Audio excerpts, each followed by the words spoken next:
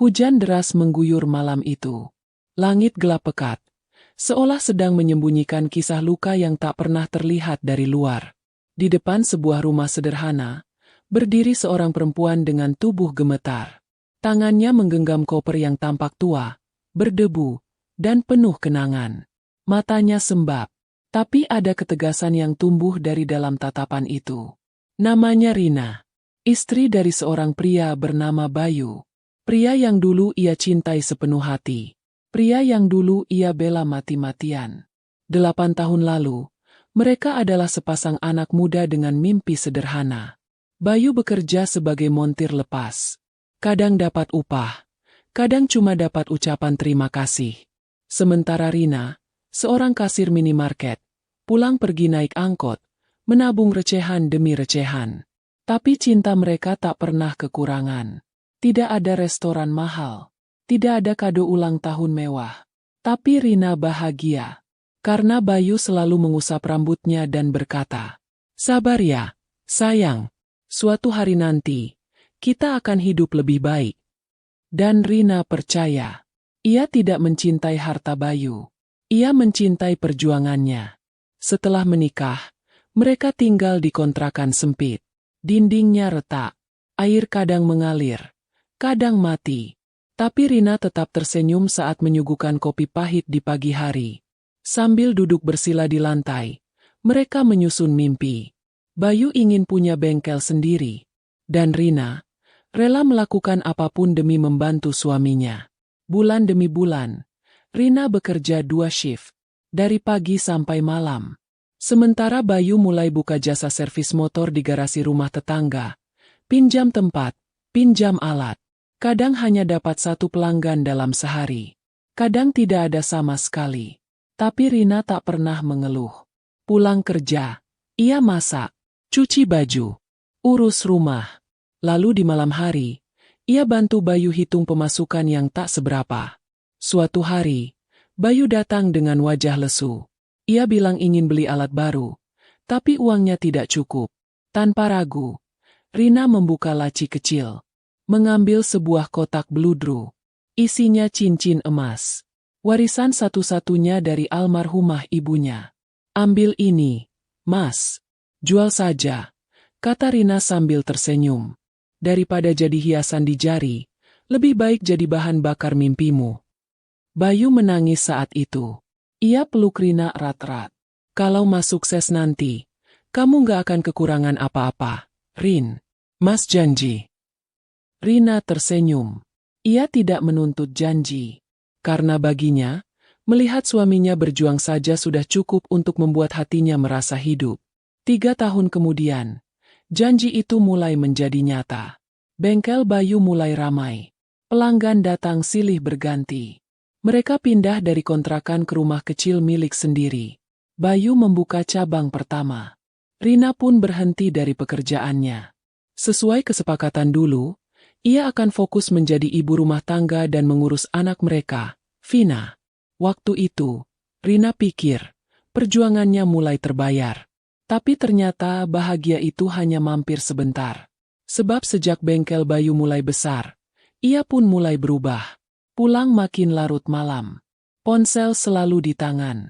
Banyak panggilan yang ia tolak ketika Rina berada di dekatnya. Dan yang paling terasa, tatapannya. Bukan lagi hangat seperti dulu, tapi datar, dingin. Rina mulai curiga, tapi ia tahan.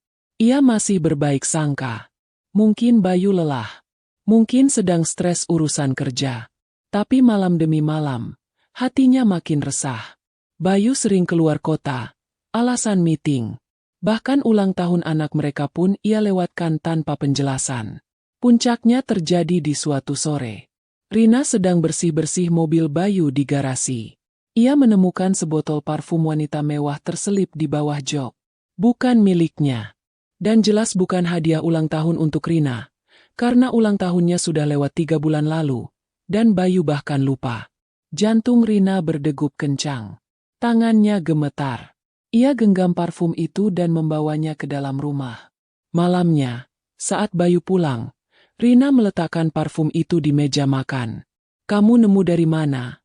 tanya Bayu santai. Di mobil kamu, jawab Rina pelan. Bayu tertawa kecil. Itu hadiah dari klien. Kenapa? Cemburu. Rina tak menjawab. Air matanya menggantung di pelupuk mata. Bukan karena parfum itu, tapi karena tatapan Bayu saat menjawab pertanyaan itu. Dan tanpa rasa. Malam itu, Rina tidak bisa tidur. Ia menatap langit-langit kamar sambil memeluk bantal. Suaminya bukan lagi lelaki yang dulu ia bantu bangkit dari nol.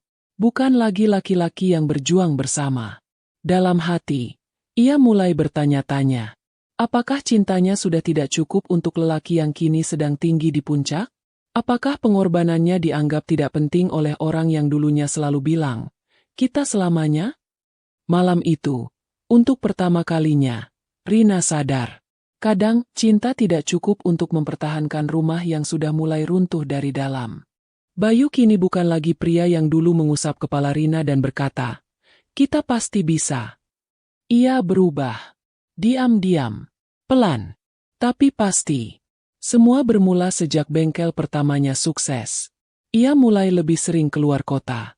Membuka cabang kedua di luar kota. Lalu tak lama, cabang ketiga menyusul. Bisnisnya meledak. Nama Bayu disebut di komunitas otomotif lokal. Bahkan masuk media cetak sebagai pengusaha muda inspiratif. Dan saat itulah, Rina mulai merasa sendirian. Dulu, Bayu tak akan memulai hari tanpa sarapan buatan tangan istrinya. Tapi sekarang, Bayu selalu terburu-buru. Meninggalkan rumah sebelum matahari muncul. Pulang pun saat Rina dan Vina sudah terlelap. "Mas, kamu nggak makan dulu?" tanya Rina suatu malam, saat Bayu pulang. Bayu meletakkan kunci mobil di atas meja, lalu berkata datar, "Udah makan di luar. Sama rekan bisnis." Rina menunduk. Piring makan yang sudah ia siapkan tetap utuh. Sayur bening kesukaan Bayu pun kini terasa hambar. Hari demi hari, Rina mencoba memahami. Ia tahu, orang sukses pasti sibuk. Ia percaya, semua ini demi masa depan mereka. Tapi yang aneh, Bayu mulai menjaga jarak. Tidak hanya secara fisik, tapi juga secara emosional. Ia tidak lagi menatap Rina saat bicara. Tidak lagi menyentuh tangannya. Tidak lagi menanyakan kabar atau sekadar memeluk saat pulang kerja. Bahkan, ia mulai sering membawa ponsel ke kamar mandi. Mengunci layar. Tidak mau Rina melihat. Dan yang paling membuat Rina nyaris kehilangan akal sehat. Suatu malam, saat ia sedang merapikan pakaian Bayu, ia menemukan selembar struk hotel. Bukan hotel biasa. Hotel bintang 4, di luar kota. Tanggalnya, sama dengan hari saat Bayu bilang ada rapat mendadak. Rina duduk lemas di lantai. Kepalanya berdenyut. Matanya panas. Tapi tidak ada air mata yang jatuh. Sakit ini, lebih dari sekadar kecurigaan. Ia tahu, ada perempuan lain. Ia belum punya bukti kuat. Tapi hatinya sudah cukup hancur untuk merasakannya. Beberapa minggu setelah itu, Bayu pulang lebih awal dari biasanya. Ia datang dengan parfum mahal dan sebuah tas kertas berisi gaun mewah. "Ini buat kamu," ucapnya singkat. Rina menerima. Tapi hatinya justru semakin berantakan. Karena bukan barang mahal yang ia butuhkan. Tapi waktu, perhatian, sentuhan kecil yang dulu membuatnya merasa dihargai. Dan malam itu, saat mereka makan malam bertiga, Vina bertanya polos, "Ayah kenapa sekarang jarang pulang? Ayah lebih sayang orang lain ya daripada aku sama ibu." Bayu terdiam. Rina nyaris tak bisa menahan tangis. Pertanyaan polos itu, seperti petir yang menyambar di tengah hujan yang belum reda. Setelah makan, Bayu masuk kamar lebih dulu. Dan untuk pertama kalinya, Rina duduk di teras rumah sendirian, sambil menatap langit. Ia tak tahu harus bagaimana. Ia tak tahu apa yang sedang terjadi. Tapi satu hal yang pasti, cinta yang dulu mereka perjuangkan bersama, kini terasa seperti perjuangan sepihak. Dan ia mulai merasa bahwa semua pengorbanan yang ia lakukan dulu mulai dilupakan. Apa artinya menjadi istri sah, kalau kasih sayang hanya jadi pilihan sementara? Dan malam itu, Dalam sepi yang menusuk, Rina mulai bertanya pada dirinya sendiri. Apakah aku masih pantas diperjuangkan? Hari itu, hujan turun gerimis. Langit kelabu seolah ikut merasakan kegelisahan yang mengendap di hati Rina selama berbulan-bulan. Ia berjalan mondar-mandir di ruang tamu, gelisah.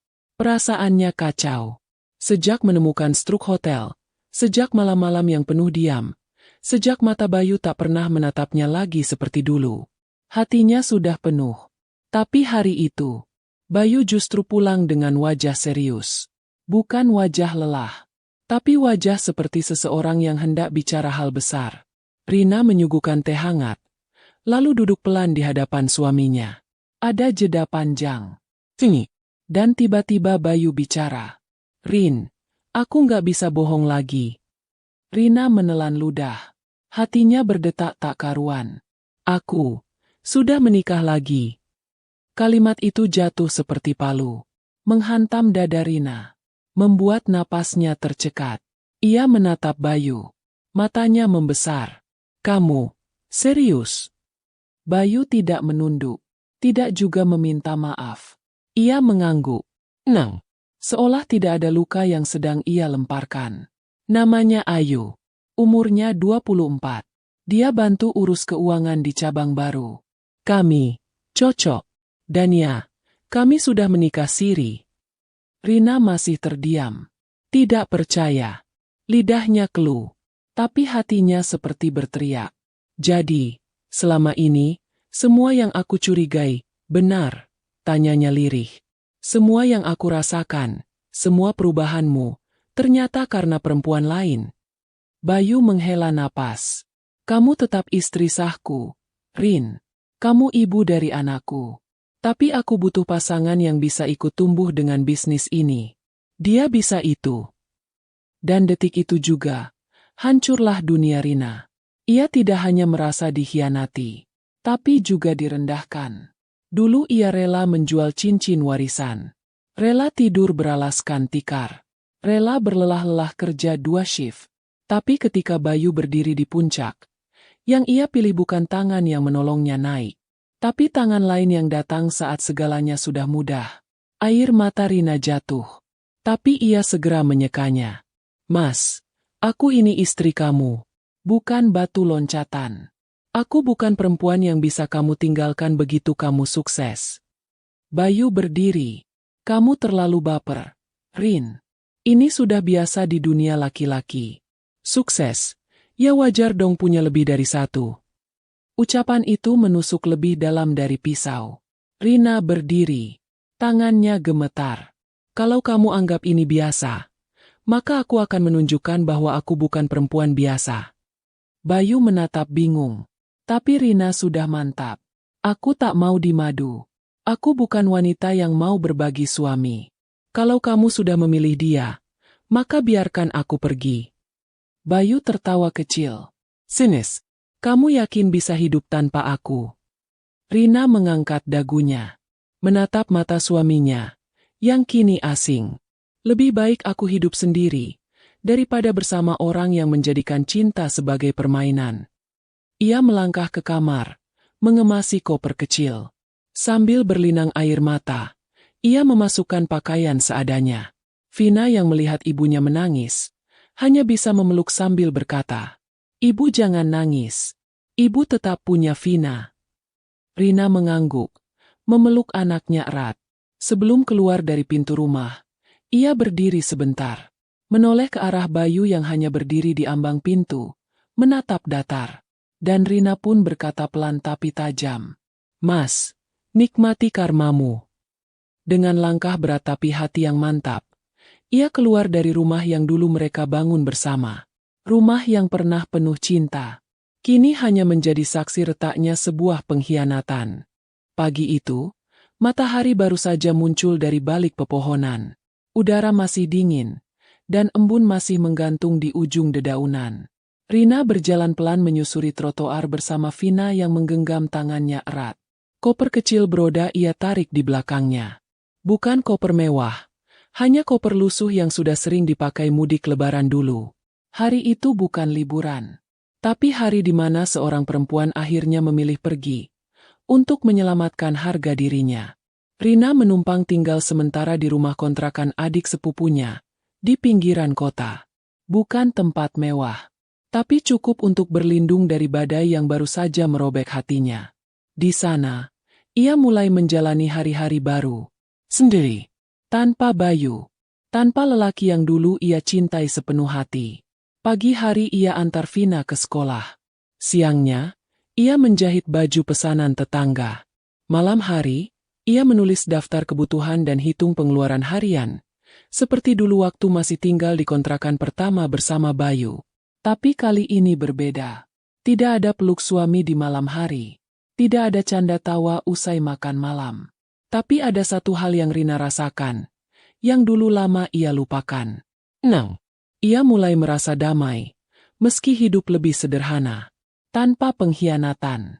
Tanpa air mata yang ditahan setiap malam. Tanpa tatapan dingin dari suami yang berubah. Beberapa minggu kemudian, Rina mulai berani membuka pesanan kue rumahan. Ia unggah fotonya di media sosial.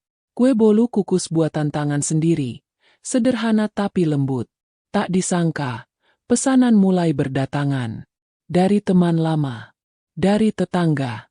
Dari ibu-ibu sekolah. Rina bekerja siang dan malam, tapi hatinya ringan.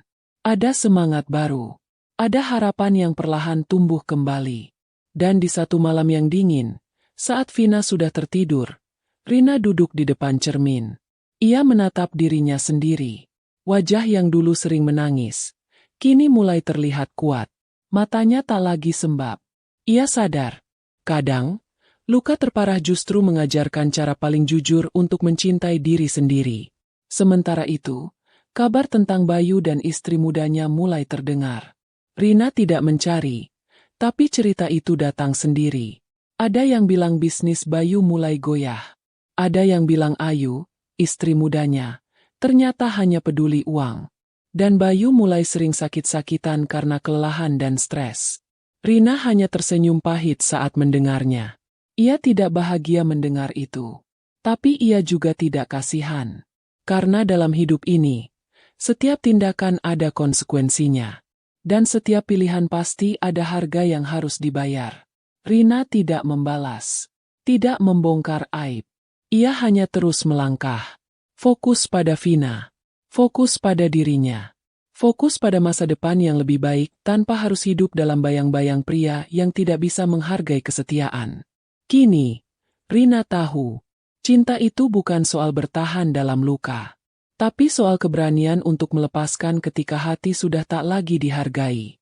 Dan kadang, pergi adalah cara terbaik untuk menyelamatkan sisa harga diri yang belum hancur sepenuhnya. Waktu terus berjalan. 2 tahun telah berlalu sejak hari itu. Hari ketika Rina memutuskan meninggalkan suaminya, meninggalkan rumah penuh luka, meninggalkan cinta yang berubah menjadi duri. Dan kini, ia bukan lagi Rina yang dulu. Rina yang dulu lemah, kini berdiri tegak dengan langkah pasti. Bisnis kuenya berkembang pesat. Ia menyewa dapur produksi kecil dan mempekerjakan 2 ibu rumah tangga di kampung untuk membantunya. Pesanan datang dari berbagai penjuru. Nama, kue Rina Homemade, mulai dikenal di kalangan ibu-ibu pengajian, acara arisan, dan pesanan ulang tahun. Rina tak lagi menjual air mata. Ia menjual keringat. Ia jual semangat. Ia jual keteguhan hati. Dan semua itu dibayar lunas oleh keberhasilan yang datang dari kejujuran dan doa yang tak putus. Vina kini tumbuh menjadi anak yang cerdas dan ceria. Ia sering membantu ibunya, membungkus kue, atau sekadar menulis label nama pelanggan dengan spidol warna-warni. Dan pada suatu sore, ketika Rina sedang menata kotak kue pesanan untuk pernikahan tetangga, sebuah mobil berhenti di depan rumah kontrakan sederhananya. Mobil hitam mewah, berdebu, dan dari dalamnya keluar seorang pria, dengan wajah lelah, rambut yang mulai beruban, dan mata yang seperti kehilangan cahaya. Bayu. Rina membeku sejenak, tidak karena rindu, tapi karena ada satu bagian dari masa lalu, yang kini berdiri lagi di hadapannya. Bayu melangkah pelan, membawa selembar map dan sebungkus plastik berisi pakaian anak. Assalamualaikum. Suaranya berat, lirih. Rina menjawab pelan. Waalaikumsalam. Bayu menatapnya. Wajahnya seperti menyimpan ribuan penyesalan yang tak bisa diucapkan. Aku cuma mau lihat Vina. Kangen. Rina tak menjawab. Ia hanya mempersilakan duduk di kursi depan. Bayu duduk. Nafasnya panjang. Lalu bicara. Rin, semuanya berantakan. Ayu kabur bawa uang puluhan juta. Bisnis juga hancur. Karyawan pada keluar. Aku sekarang mulai dari nol. Dan aku sadar aku salah. Ia berhenti sejenak. Menatap mata Rina. Kamu benar, Rin. Cinta itu nggak bisa dibagi. Dan kamu, satu-satunya orang yang pernah benar-benar sayang sama aku. Air mata mulai jatuh di pipi Bayu. Tapi Rina tidak menangis. Ia hanya menatapnya lama. Lalu berkata pelan, Mas, dulu waktu aku minta didengar, kamu tutup telinga. Waktu aku minta dipeluk, kamu pergi. Waktu aku bilang aku terluka, kamu bilang aku lebay. Sekarang, ketika semua sudah hancur, kamu datang. Tapi maaf, sekarang aku sudah bukan Rina yang dulu. Bayu menunduk. Ia tahu, kata-kata itu lebih tajam dari pisau. Tapi itu yang harus ia terima. Rina berdiri, mengambil kotak kue, menyerahkannya pada pelanggan yang menunggu. Lalu menoleh ke Bayu dan berkata tegas. Karma itu nyata, Mas. Tapi bukan aku yang membalas. Allah yang atur semuanya. Bayu hanya bisa mengangguk, tanpa bisa berkata apa-apa. Ia pulang sore itu dengan langkah gontai. Sementara Rina menutup pagar rumahnya dengan tenang. Ia tidak membenci. Tapi juga tidak membuka pintu lagi. Karena cinta sejati tidak akan menghancurkan. Dan cinta sejati tidak akan pergi saat yang lain datang. Rina memilih berdamai dengan luka. Bukan untuk kembali, tapi untuk melangkah lebih jauh. Kini, ia tahu, kadang kehilangan adalah bentuk perlindungan terbaik dari Allah. Dan perempuan seperti Rina tidak akan pernah kalah. Ia hanya memilih bertarung di medan yang lebih layak untuk harga dirinya.